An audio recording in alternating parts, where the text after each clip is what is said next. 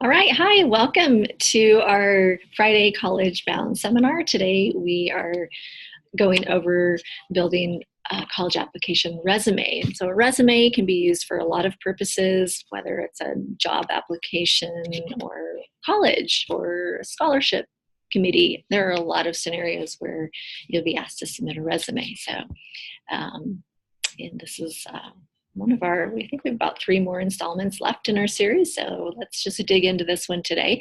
I do have a slideshow that I'll start with you. So again, welcome Baker Web Academy, Baker Early College students, and I'm Jen Tracewell, and let's just jump right in. Let me share my screen here, and as usual, I will send out notes and a recording after our session.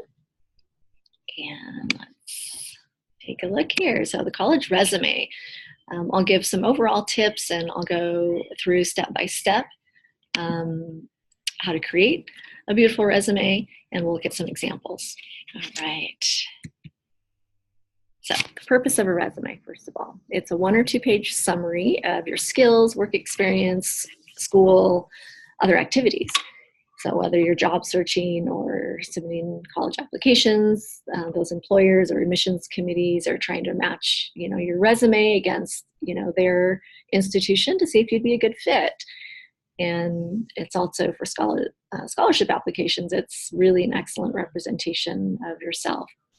So let's walk through this. And the other thing I'll note is that it's also great to give to teachers or employers who are writing letters of recommendation. And we talked a little bit about that last week. I gave you a link to another document you could fill out to give to your recommenders, but the resume is also a great thing. So overall, what should you include? I have a list of sections on the page right here that could appear on your resume for college applications. You can pick from among these the ones that make sense to you. All of these could fit, but we do want to be mindful to be concise and definitely don't go over a 2-page resume. So heading at the top and high school information with your graduation date, GPA, class rank, and SAT or ACT scores if that's applicable. Any academic awards, honors, other achievements, coursework. Now, because they will also have your high school transcript, you definitely don't want to be just giving a transcript analysis, but this would be maybe some other specialized things you've done, maybe a summer program of some sort. And I'm going to break this down and we'll go over each of these one by one. Extracurricular activities, community service, work experience, or even job shadows, hobbies or interests that you have, and maybe any other special skills, maybe some computer expertise or foreign language fluency would be great to include on a resume. Okay, so now let's break it down. So step 1, decide on the type of resume. And there are 3 types that we'll talk about: chronological, functional, and a combination of those 2. So chronological is the most traditional format and often the easiest because you can just go in order. And this lists your experiences according to the order in which they took place. And these resumes, these are often better for maybe somebody like me who's older and I'm in the workforce and I might have a lot of things to list. So it does depend. Even though this is the most traditional and most widely used format, you may decide after pulling all of your data together that, wow, I have too many gaps and I don't like chronological. That's okay. Let's look at the second type, which is called a functional resume. And this is a type of resume that lists your experiences according to your skills.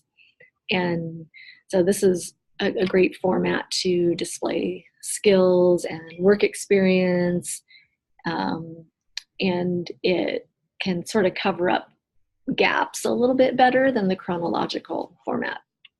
And then a combination is going to combine the best aspects of both chronological and functional styles. And the examples I show you today are more of a combination type. And there we go. So that would be kind of step 1, is just deciding what type of resume do I want and what kind of order am I going to go in? All right, once you decide that, let's jump into each section. So the header of your resume, let's start there. Include your name, phone number, email address, and often your mailing address, but not if you plan to post it somewhere. So if you know you're only sending it directly to an institution, a college, or an employer, put your mailing address on there, but not for general posting, because that would be private information you don't want out there. But name, phone number, email are fine to use. And with the phone number, make sure you've listed a number that you answer regularly. Think about changing your voicemail to make it more professional if that's necessary. Like, hey, dude, what's up? Leave a message. Probably you want to change that one. And the same with your email address, make that professional. If you have an email address like candygirl@gmail.com or hotmess@icloud.com, it's time to set up a new email. We've seen some interesting ones. So be professional and create a new email address if necessary. That really just includes your name, johnsmith@gmail.com, for example. And if you have a common name, you're going to throw some numbers in there. Maybe, jbrown625@gmail.com. All right, so there's your header at the top, and you'll want a nice font and bold and set off nicely at the top in a larger font. Right underneath that, we're in step 3 now. Write a summary. And this is short. It could be 1 line, it could be 2 lines, and it's a summary of your work, school, or community experience, relevant skills. And this really should be strong and simple. And you can use it to explain your unique values and skills.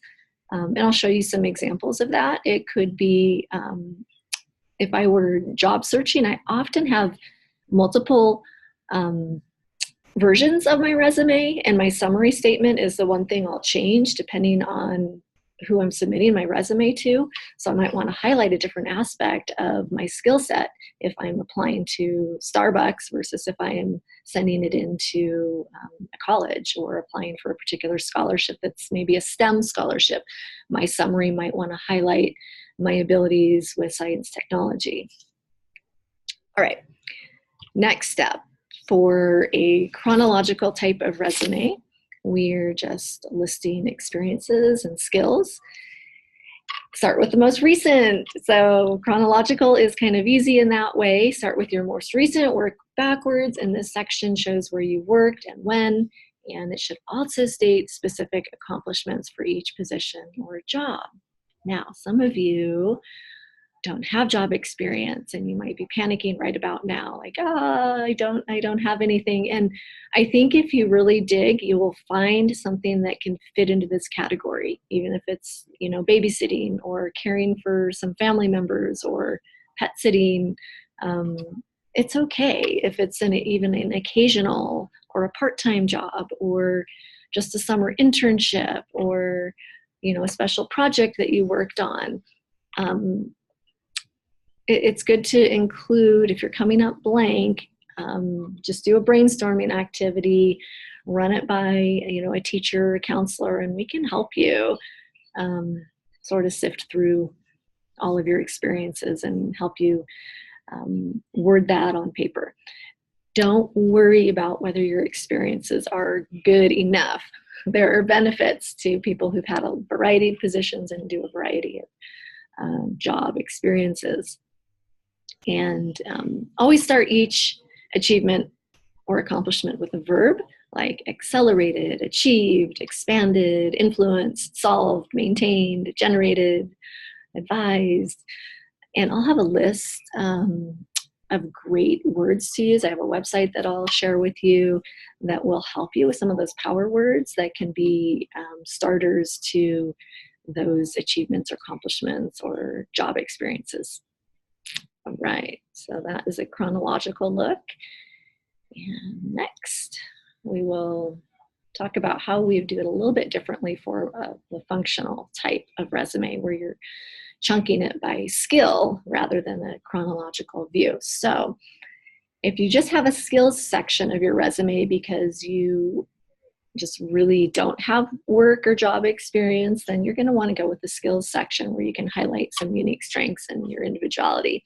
And you'll start here by stating each skill and then back it up with a 2 or 3 line explanation of how you learned that skill or some evidence for the skill. And so these should be concise. You're not writing paragraphs here. It'd be great if you have skills that are relevant to a potential area of study or relevant to just being a successful college student in general. This is also a great place to list skills related to maybe computer programs or proficiency in a certain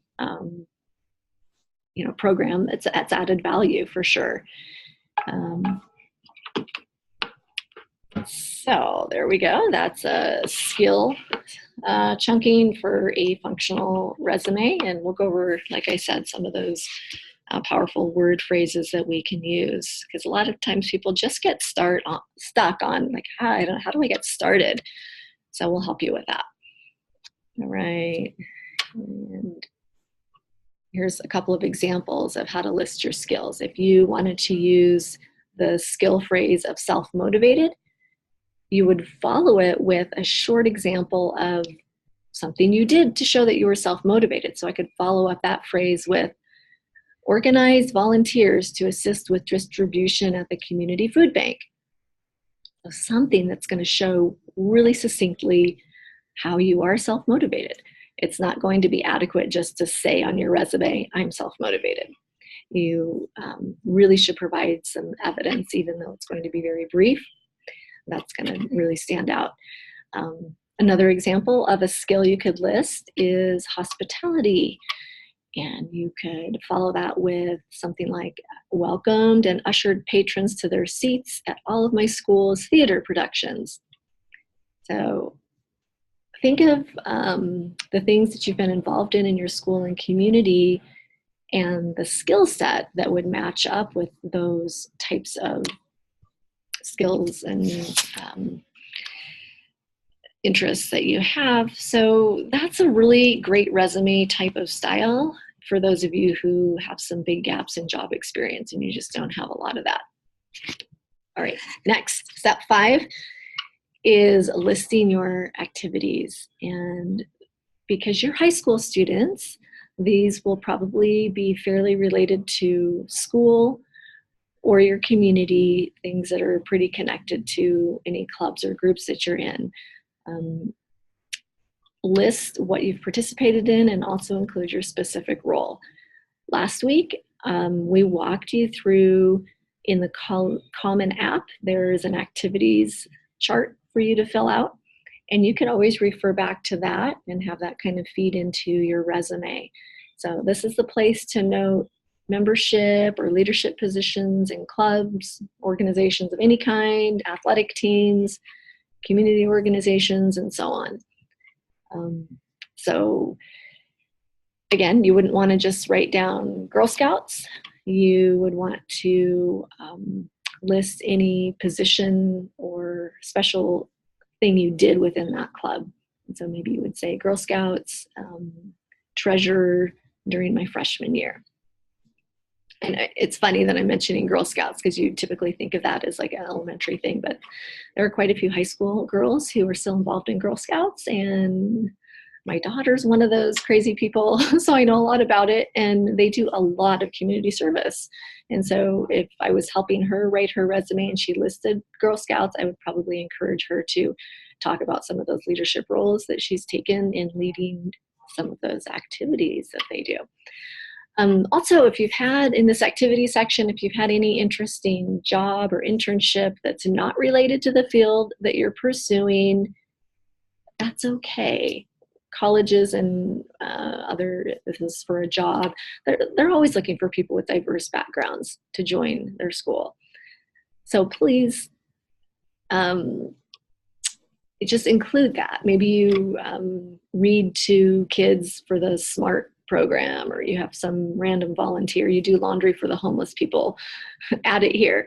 And that is a real thing. I put it on this example right here. There's this activity called Loads of Love. where they do monthly laundry service for local homeless people. That's a service project that is available here where I live in Central Oregon, that I know quite a few middle and high school students who do that.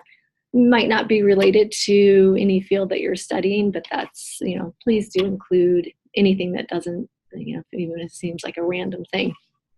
Other examples, of course, that might be more straightforward: water polo team. You would follow it up with any particular leadership or position you had. Team captain, senior year, fall 2016 to spring 2017. Drama club, you'd follow that up with your specific involvement. Hamlet and West Side Story, costuming and stage hand, whatever it was that you did, and followed by the dates. So there's some examples of how to list your activities, whether it's school or community related.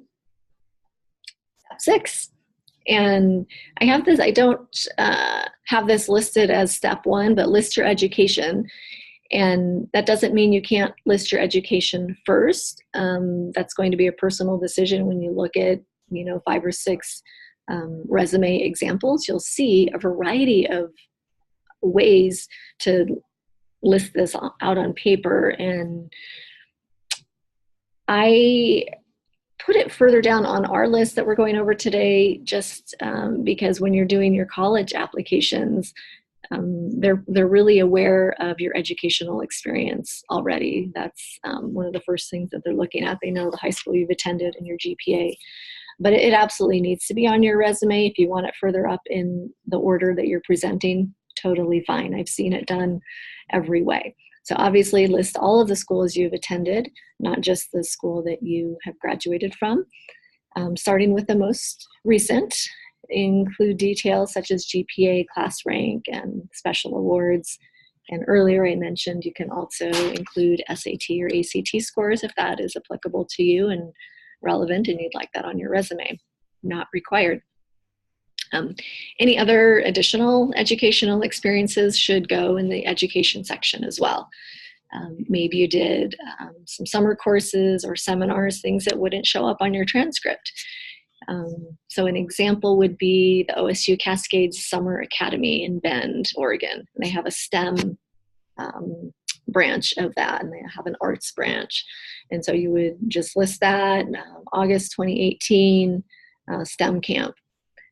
We also have an example here, Young Entrepreneurs Business Week Summer Program, and you went to the University of Portland one in July of 2018.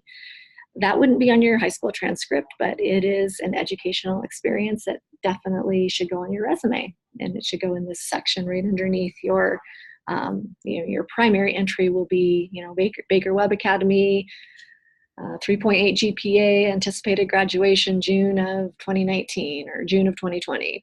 And then underneath that, start listing then in chronological order, moving backwards from there. All right. Next, step 7, list awards, why you were recognized, and what the dates were. So anytime you've been recognized by another individual or an institution, definitely let potential colleges know about it. If you haven't received any awards, don't worry, just skip this section. Don't need to do it or stress about it. But if you have received anything, put it on here. So examples would be if you've ever been on the honor roll or a dean's list, or you won an essay contest, even Starbucks Employee of the Month would go in this because that is an award. So the examples I have here: Multnomah County Essay Contest, honorable mention, May 2018, National Honor Society, Baker Webb Academy, junior, senior year, 2017 to 2019. So be as specific as you can, but be very concise as well. So there's your awards and dates on step 7. Next up, I think I skipped a step there. Step 8 is listing your personal interests. And this section shows that you're a well-rounded, interesting person who colleges and professors would want to know and want to work with. And this is often a section that can't be discovered outside of being on your resume or being mentioned in a college essay, for example. And a lot of times I've seen interview committees use this section of your resume to sort of break the ice in an interview and want to get to know you a little bit better. They might just dive right into your personal interest area. This is not the place to mention casual interests like playing video games, but highlight hobbies that you feel like have helped you grow as a person.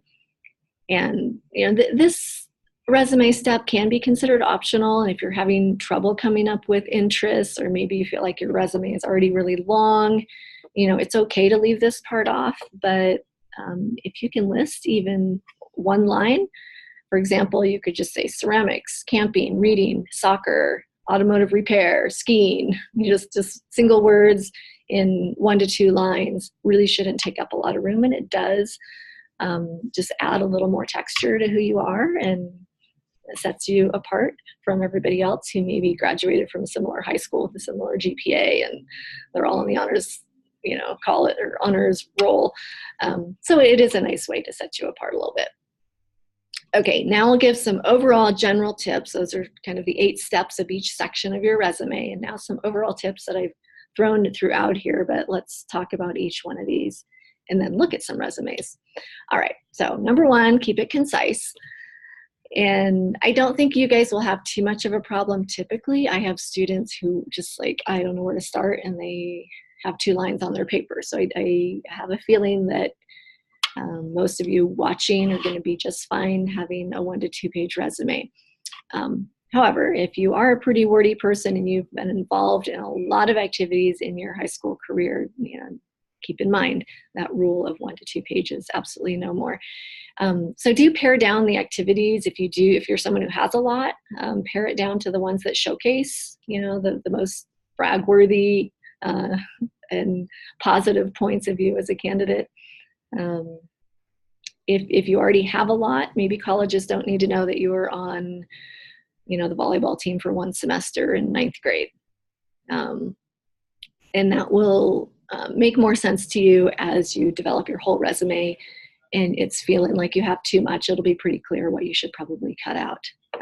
If you need every one of those things and you only did volleyball for 1 semester in 9th grade and you have a really sparse resume, put it in there. So that's something that we can figure out as you go. Okay, second overall tip, focus on depth and length of commitment. So when you're deciding which activities and accomplishments make the cut for your resume, keep in mind that colleges would probably rather see you excited about 1 or 2 key experiences than sporadic involvement in 20 clubs. So if having an after-school job limited your ability to participate in clubs or sports, make sure your resume plays up your work responsibilities or training or on-the-job skills. So really play to your strengths and try to, direct the view to what you are good at and not what you didn't get to do. All right. Tip number 3, provide detail whenever possible. So not being overly verbose, but absolutely you do need a little bit of detail. And that will set a resume apart from a list of just 1-word extracurriculars on a standard college application. So when you're describing your involvement in, let's say, the French club, make sure you include your role, the school years, hours per week, any specific contributions. For example, I organized a successful after-school film series to introduce our community to French cinema and culture. And I was the treasurer in 12th grade. Any unique details that will make you stand out in those specific areas of involvement. All right. Tip number 4, highlight things you weren't able to write about in your college essays or short answers. As best you can, use your high school resume to show colleges something new. Maybe you are just really passionate about photography and that really didn't come out in other parts of your application, but it's important to you, then maybe that's something you might want to showcase on your resume. And, vice versa. If, your college essay had an area that was not brought out anywhere else, that's the place to talk about that. So we're really looking holistically at all the pieces of information that a college will be looking at and trying as best you can to avoid a lot of repeats, and use each of these pieces to showcase something new about you. All right, next overall tip, number 5, formatting is key. Your resume should be really easy to scan. Information should be divided clearly into sections with headings or bold or bulleted lists, consistent font throughout, and use a system of organization that works for you. And we talked at the very beginning of chronological versus functional and what that means, and you get to make that choice. If it's chronological, make sure that that's consistent throughout. If it's by importance of the activity, really think about which skill you would want to list first that is, has more evidence to support it. So you can think about that and look at examples of the different styles, but definitely format it in a way that's really easy to scan. And obviously, don't forget to proofread, goes without saying. We talked a lot about that last week, and we'll probably continue speaking about the proofreading and editing as we continue, especially next week when our colleague Allison talks about writing a really standout college essay. Will be critical. But as we mentioned last week, that even the basic college application short answer forms needs to also be error-free. Okay, my last tip for your resume is be honest and be accurate. So colleges as well as employers do know how to spot inconsistencies in your application materials, and they may not hesitate to call the school and talk to your counselor or somebody else to verify information that just doesn't seem right or seems a little bit off. So be really careful with your dates and your activities that you list and your positions within certain clubs. So if you've been in the school play and you've listed that you practice for 30 hours a week, probably not going to be accurate. Just not enough hours in the day for that. So pay attention to that aspect of, how you're representing yourself. Be honest and fair in how you portray that. All right. And so let's move into the final part here. We're going to look at some resumes with you. And so here we have an applicant. Zoe applicant is her name. And this application starts off with work experience. So this applicant does have some significant work experience. And if that's you, definitely lead with your strength. I think that's a really good strategy. And so she was a retail salesperson, and she starts out with that. And you'll notice right underneath the title of her retail salesperson, she has a single statement that talks about her skill set. She says, bringing energy, enthusiasm, and problem-solving skills to any position. Awesome. And you can see that she has key skills included. And she's going into key skills, not in her work life, but her overall key skills. She says she's a distance runner with a strong work ethic, problem solver, leadership experience, and a fast learner. Okay. Ways that you could make this better. She lists a key skill as being a problem solver. And I just told you earlier in the slides that if you're going to say something like, I'm self-motivated, it's best to give an example of something that you did to show that skill. So if I were Zoe, I probably would have added right here an example of how she was a problem solver in her work or school community. And then she moves down after she does some chronology of her work experience. She goes into education and credentials. And so here she is at Beach High School in Jacksonville, Florida. Diploma expected 2019. Right underneath her education experience, she lists her honors and awards. And if those are directly related to things you earned in high school, that's the right placement for those. Put that right underneath your high school information. So she's listed honor roll each of first 3 years of high school and second place award in a county literary essay contest. Awesome. Right underneath that, she has her skills and certifications and listed. She has a lot of computer, Microsoft Office Suite, Adobe Creative Suite, CPR, and a scuba diving certificate. So lump those all in. If you have any certificates you could add there, or skills that aren't mentioned elsewhere that are separate from your school life, this is a great place to put those. All right. Her next section is her activities section. And you can see she's got 4 things listed there, along with some detail about the depth and length of time that she did it. So this is a great example. I probably wouldn't change anything on her activities section. 4-year member of the cross-country team, co-captain as a senior. Perfect. She says 3-year membership on the school newspaper staff, entertainment editor as a senior. So she's not just saying I was on the school newspaper, she's highlighting a special skill and how she contributed to that. So good job there. And next she gets into professional experience. Now, let's go back up to the first page, and I can see what she did here. She's applying for a position as a retail salesperson, and that's why she listed that as the first thing on her application, because this is for a job. And I'll show you guys some other ones that are specific just for college.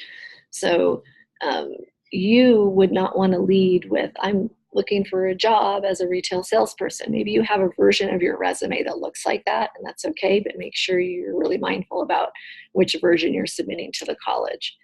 All right, so back over here, she lists some professional experience. She was a lifeguard, and she lists the dates and what she did. She monitored beaches in response to swimmers or beachgoers in need of assistance. Perfect. Babysitting. A lot of people ask me about this. Is it okay to include that? Absolutely.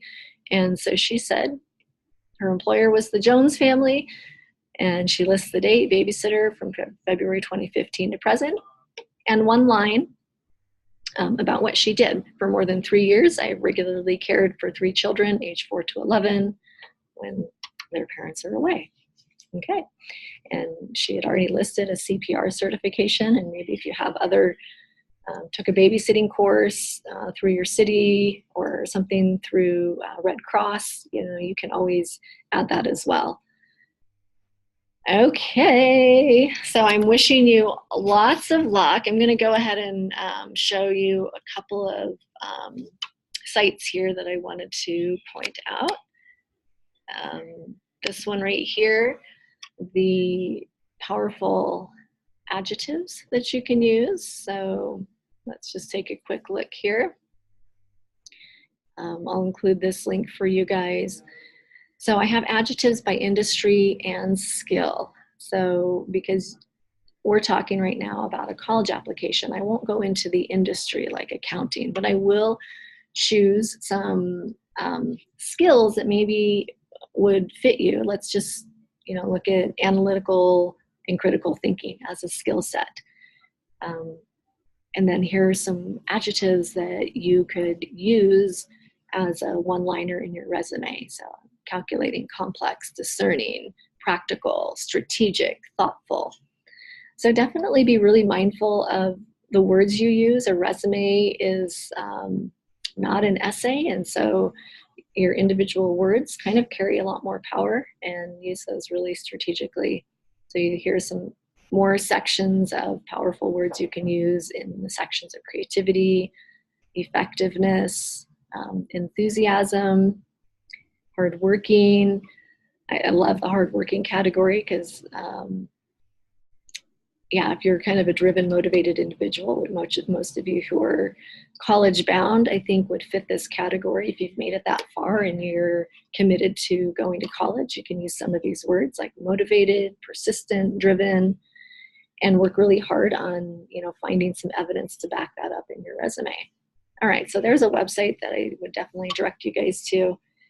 And I have another site that I will link for you as well that has some high school resume templates that have a couple of different formats for you to look at. Okay, so I'm going to give you this link as well. There's that one I just showed you from Zoe. And I didn't talk much about references yet, and there's really not a big need to include references on your resume at this point, but you will, in many cases, need to be submitting letters of recommendation if your college has requested those, and that varies by college. All right. And I had one more. I'm going to just show you just the top of it really quick to see the summary for a college application in particular, not a job application. And so her summary says, honor roll high school student with extensive experience working with youth of all ages who's been awarded for her organizational skills and ability to develop fun, engaging activities for youth of all ages. And so she's kind of putting herself out there as you know, a high-level student who is a very engaging and organized person. Those are general attributes that colleges would be really glad to have. So you want to lead off with your best foot and use your summary in that way. All right, guys and girls, that is all I have for you today. I'm wishing you all the best as you get that resume written. Don't hesitate to reach out to me or Rob or Allison or one of your college counselors or advisory teachers if you need any help with getting that going. So you guys have a great weekend. We'll see you next time.